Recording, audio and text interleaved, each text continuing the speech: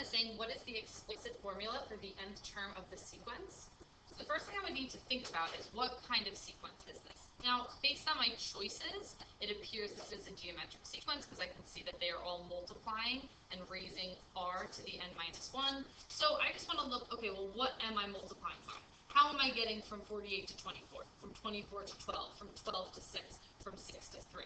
So what you could do in your calculator is you could say, okay, well, what is 24 divided by 48? And you're going to get 1 half. Just verify that that's true. What is 12 divided by 24? And you're going to get 1 half. So that's my common ratio. I have a common ratio of 1 half, which tells me it's a geometric sequence. My starting term, a sub 1, would be 48. That's the first term in my sequence. So when I write the explicit formula, it's always a sub 1 times r to the n minus 1. So that would be 48 times 1 half to the n minus 1. And that is choice 1. Okay, question 2 says we have a single square made from 4 matchsticks, as you can see in term 1. To make 2 squares in a row, they take 7 matchsticks, while 3 squares in a row takes 10 matchsticks, and they give us the first 4 terms. Assuming this pattern continues, which formula determines a sub n, which would be the number of matchsticks in the nth term? Okay, well, they're telling me the terms of the sequence by saying the 4 matchsticks, the 7, the 10. So this is my sequence. And if I counted up the matchsticks in term 4, there'd be 13, and so on. That is a comma. You can't really see, so we'll write that. Okay, so again, if I look at these 4 choices, I can see that we're adding something. So this must be an arithmetic sequence. Again, if I couldn't tell how I'm getting from 4 to 7, from 7 to 10, from 10 to 13, from 10 to 13, I would subtract 4 minus 7. 7 minus 4 is 3. 10 minus 7 is 3. 13 minus 10 is 3. So that tells me my common difference is 3.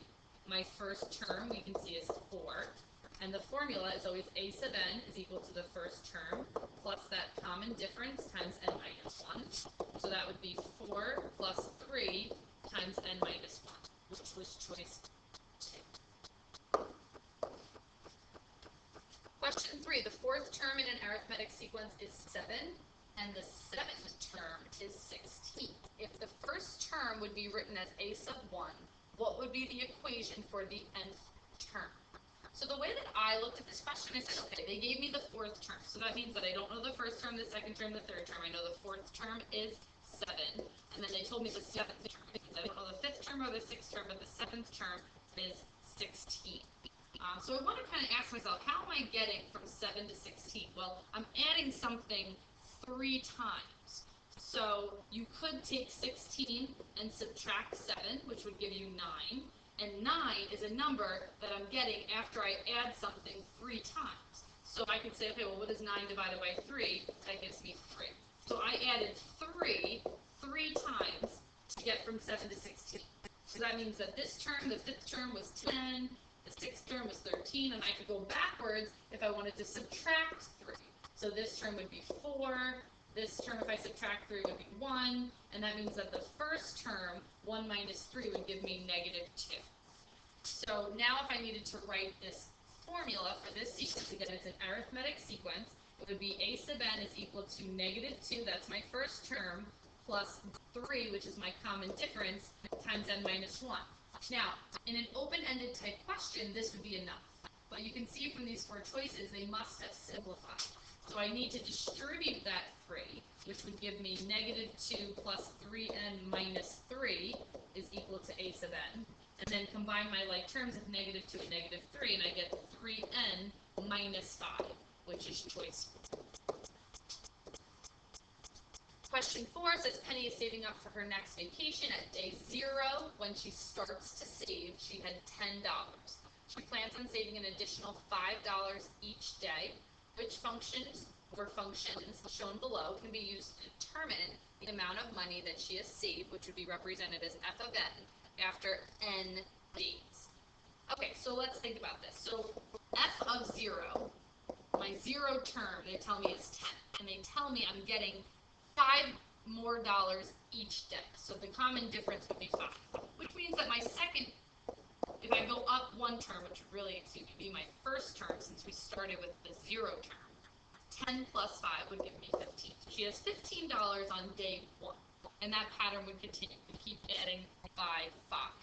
So this would be f of n is equal to the first term, which is 15, plus 5 times n minus 1. Again, whenever you use the explicit formula, you have to use the first term.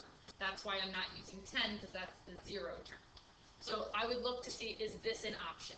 And I don't see this as an option. So let's simplify. Maybe the simplified version is an option for my answer. So f of n is equal to 15 plus 5n minus 5. If I combine like terms, I get 5n plus 10, which is choice 1. So this one definitely describes my sequence. Now I want to see, okay, well, what are they giving me with the other two options? Since I see this n minus 1, it appears that they're giving me some type of recursive formula. So the recursive formula here would be, okay, if I want to find a term, and I'm going to base it on the term before, which would be f of n minus 1, all I'm doing is adding 5. But remember, with recursion, they always give you a starting term.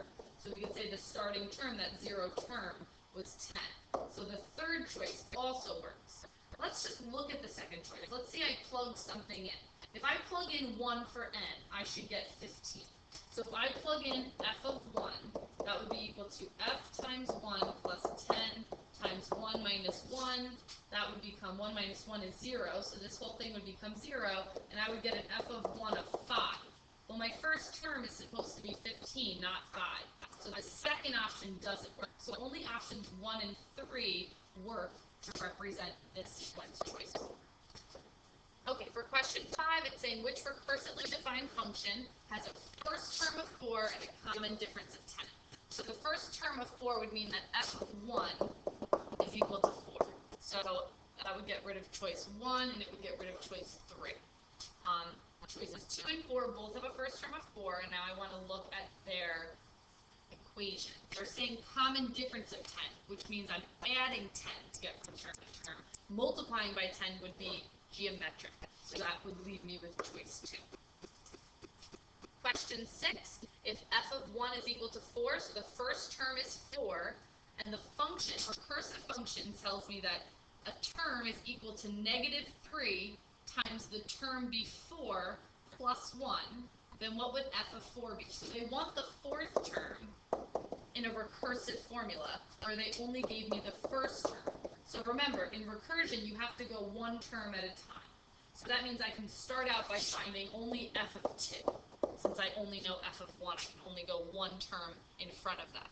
So f of 2 would be equal to negative 3 times f of 2 minus 1 plus 1.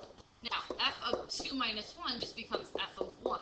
And we already know f of 1 is equal to 4. So this becomes negative 3 times 4 plus 1, which is negative 12 plus 1, which gives me negative 11. Now, that was a lot of work, but negative 11 is not the fourth term. So they're trying to trick me here by making that a choice. Now I want to look at f of 3. f of 3 would be negative 3 times f of 3 minus 1 plus 1. So that's going to be negative 3 times f of 2, which we just found in the previous question to be that a negative 11. So that's what I'm plugging into. So negative 3 times negative 11 plus 1, or 33 positive plus 1 is 34. That's the third term. Again, they're trying to trick me. So for f of 4, which is over here, so I have some room, f of 4 would be equal to negative 3 times f of 4 minus 1 plus 1, which is negative 3 times f of 3 plus 1. Okay, well, f of 3 we found to be 34, so that's what I'm plugging in here. So I get negative 3 times 34 plus 1, which in this case is going to give me negative 101, choice 3. In question 7, they're asking me for the common ratio of the sequence. So anytime you want to find the common ratio, you take a term and divide it by the term before. So if I take 2 and divide it by 3, that would be my common ratio. 2/3 gives me choice 2. What is the common difference? Okay, well, for common difference, we would look at a term and see what the difference is between that term and the term before it. So if I took 9 sorry, negative 6.9. I want to subtract that from negative 10. So if I did negative 10 minus negative 6.9, which becomes negative 10 plus 6.9, I'm going to end up with negative 3.1. And if you weren't quite sure, do it again. So is negative 13.1 minus negative 10 also negative 3.1? And it does come out to be that. Choice 1 is our common difference. Question 9 gives me the graph of an equation, y equals a times x squared, and it's given to me below, and they want to know if a is multiplied by negative 2, what would the graph of the new equation look like? Okay, well, we have to think about that. This is really two things here. The negative tells me it's going to open downward, okay, so I can get rid of choices 2 and 4. And the fact that a is a value that is being multiplied by 2, 2 is greater than 1. Any number greater than 1 is going to make it narrow. Wider happens if it's a number between 0 and 1. So this was choice 3. Okay, for question 10, it says the owner of a small computer repair business has one employee who is paid an hourly rate of $22. The owner is estimating his weekly profit using this function. P of x is equal to 8,600 minus 22x. In this function, x represents the number of what? And in this case, it would be hours worked per week of that employee. Choice 2. Which equation has the same solutions as? Okay, so I need to solve this quadratic equation. It would be a factor by grouping question that I would try to look for to see if I need to factor by grouping. So 2 times negative 3 would be negative 6. So I'm looking for numbers that multiply negative 6, multiply 2 negative 6 and add to positive 1. And those numbers would be positive 3 and negative 2. So I'm going to break open this trinomial into a 4-term polynomial. So the 2x squared stays the same. The positive 1x is going to break open into positive 3x and negative 2x, and the negative 3 is going to stay the same. Now I'm going to split it down the middle and factor by grouping. So I'm going to pull out any GCFs that I see. So on the left, if I pull out an x, I'm left with 2x plus 3. On the right, if I take out a negative 1, I'm also left with 2x plus 3. And now I can take my x and negative 1 that are both distributing to the 2x plus 3 and group them together to get my factored version of x minus 1 times 2x plus 3, or 2x plus 3 times x minus 1, which was choice 4. Question 12. The equation for the volume of a cylinder is given to us as V equals pi times r squared times h. They want to know the positive value for r in terms of h and v. So I'm just going to rewrite this. It's a little bigger for me. They want me to solve for r. So the first thing I want to do is realize that pi and h are both multiplying r squared. So if I divide by pi h, I can at least get the r squared by itself. So I end up with v divided by pi h is equal to r squared. Well, they want me to solve for r, not r squared, so I'd have to take the square root. Normally, I would put a plus or minus here. However, they want just the positive value. So I can say that the positive value of r is the square root of v divided by pi h, which was choice 1. In question 13, which situation could be modeled by an exponential function? Okay, this population of a small town will increase by 25 each year from the previous year. They're adding 25 each year, so that would be linear. Choice 2, the number of cells infected by a virus will decrease by 20 each year, so they're just subtracting 20 each year. That's also linear. A car payment is $399.99 per month, also linear. And a financial investment is growing at a 5% per year rate from the previous year. So since we're growing at a percentage rate, that would be exponential. Choice 4. Question 14, the cost of belonging to a gym, they're telling us, can be modeled by the function C of M. Here. Good. C of M is equal to 50M plus 79.50, where C of M is the total cost for n months of membership. They want us to state the meaning of the slope and the meaning of the y-intercept in this function with respect to the cost associated with the gym membership. So the slope, representing this 50, I would say the slope is the cost per month.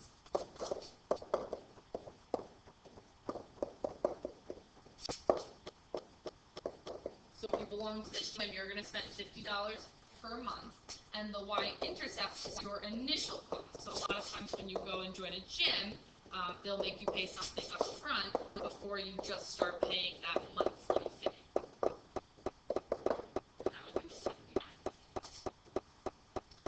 Question 15 gives us a function shown in a table, x and f of x. If included in the table, which ordered pair, either -4, -2, or -2, -4, which of these ordered pairs would result in a relation that is no longer a function? And then we're asked to explain. Okay, so first we need to determine. So basically what we're saying is if I continued this table one more row down, and if I put -4 and -2, would that make this not a function? Or if I put -2, -4, would that make this not a function? Alright, so let's consider both options. If we look at -4, -2, what I'm seeing is I want to see if any of my x values repeat with more than one y. So if I have -4, -2, and up here you see I have -4, +2, this would be the ordered pair. -4, -2 would result in a relation that is no longer a function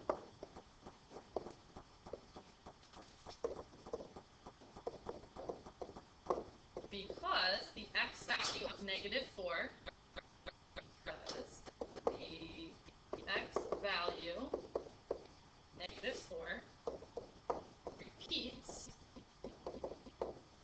with more than one y value. And that makes it a function. So again, just to show why the other one would have been fine, if you had placed -2, -4 here, -2, that would be the first occurrence of that x value, and it's not repeating. So it was only the -4, -2 that made my x values repeat with more than one y. Okay, for question 16, it tells me I have the following table that's showing cell growth over time, and it wants me to create an explicit formula for the sequence that models the situation. So basically what I want to determine is, are we adding or are we multiplying? Because this is going to be an arithmetic explicit formula or a geometric explicit formula. So if I look from 3 to 6, you could think, okay, maybe this is adding 3, or is it multiplying by 2? Well, let's see what continues. To get from 6 to 12, I'm not adding 3, I'm multiplying by 2. So this is geometric, and the common ratio here would be an R of 2. So here's an R of 2, here's another R of 2, and another R of 2. So we're multiplying by 2 to get from terms to term. So I can identify that my first term here is 3, my common ratio is 2. So if I were going to write an explicit formula, I would write a sub n is equal to 3 times 2 to the n minus 1. One of the scientists is predicting that the cell population will exceed 20,000 in 2 weeks. We want to determine, is this scientist correct? And remember, justify means just the math. So is he correct, or is she correct, yes or no? So I need to realize that my table here is in time days. And this is saying 2 weeks. So I need to convert that first. So if there's 7 days in a week, 2 weeks would be 14 days. I can't all of a sudden change my time.